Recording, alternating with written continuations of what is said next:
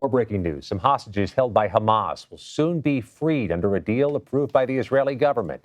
At least 50 women and children hostages could be released during a 4-day ceasefire. Israel will also free at least 150 Palestinian women and children held in detention centers. Israeli Prime Minister Benjamin Netanyahu said today the deal was the right decision. In a statement, President Biden wrote, quote, "I appreciate the commitment the Prime Minister Netanyahu and his government have made in supporting an extended pause to ensure this deal can be fully carried out." For more on this, Christina Ruffini and Willie James Inman join us. Christina is CBS News correspondent. Willie, CBS News White House reporter. Christina, let's begin with you. There's been some developments in the last few moments. Bring us up to speed with what you got. Right. Well, we initially were told this deal was going to start moving forward tomorrow, but now there seems to have been a delay. Reuters is reporting, this is coming from Israel's national security advisor, saying negotiations for the release of our captives are progressing and continue at this time, but the release will not be before Friday. And as we were sitting here, I recently got a statement from the Israelis that says the same thing. The start of the release will take place according to the original agreement. So that means they're going to follow what they worked out. But now instead of starting tomorrow, it says it's not going to start before Friday. Now, obviously, this is just happening, so we're not exactly sure why. But it doesn't say that the deal has fallen apart, only that it's getting delayed one day. So hopefully that means it'll still go forward just a little bit later. But this is a delicate thing, and it has been from the start.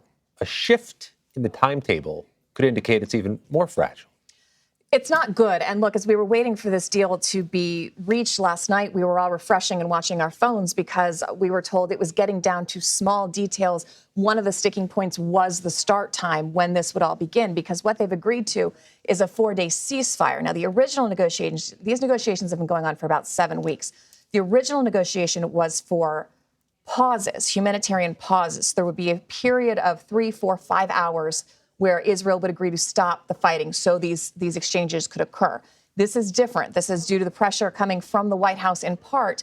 Israel agreed to full stops. There's a ceasefire for these 4 days. Each day, they will release a set amount of hostages. The Israelis, in turn, will release Palestinian, mostly women and children. These are going to be mostly women and children hostages coming from the Hamas side as well. And each day, if that happens and that goes well, the deal can be extended for another day and another day. So it gives a benefit for Hamas to continue releasing hostages if Israel will hold to the ceasefire. But it's so delicate. These negotiations have been incredibly complex. And as you mentioned, nothing is agreed to until everything is agreed to. So the fact that it's being delayed does raise some flags. And I'm going to have to make some calls after I get out of this desk. Let's bring in Willie on this now. Willie, what role has the president, the White House played in all this, and what have they been saying about it? Hey there, Scott. Well, White House officials will tell you that the president has been working the phones on this particular issue just today. He spoke with the leaders of Egypt, Qatar, and Israel as well. Speaking with Prime Minister Netanyahu just hours ago, we got those notices from the White House saying that the president completed these calls. And this is, in fact, all surrounding this hostage negotiation deal that Christina perfectly mentioned that has now been delayed. So certainly there are questions as to why the delay and why, in fact, this, in fact, is not moving forward like tomorrow. We did hear from National Security spokesperson John Kirby, who essentially said that this is moving forward in the next 24 hours. And he told Natalie Brand that not only is this a major deal that these hostages be released, but that the White House is working on getting more hostages released as the days go on. Let's get our bearings. What's the president's public schedule? He's obviously in Massachusetts. You're in Massachusetts. Are we going to have some opportunities to hear from him, perhaps through the course of this waiting period now for the process to begin? Yeah, well, we did see that statement, as you mentioned, from the president last night. We did not see the president today. He didn't have anything on his public schedule, and they, of course, have called a lid, what's called a lid here at the press. That means that we won't see the president any longer. We do expect the president to perhaps get out and about as he typically does during the Thanksgiving holiday.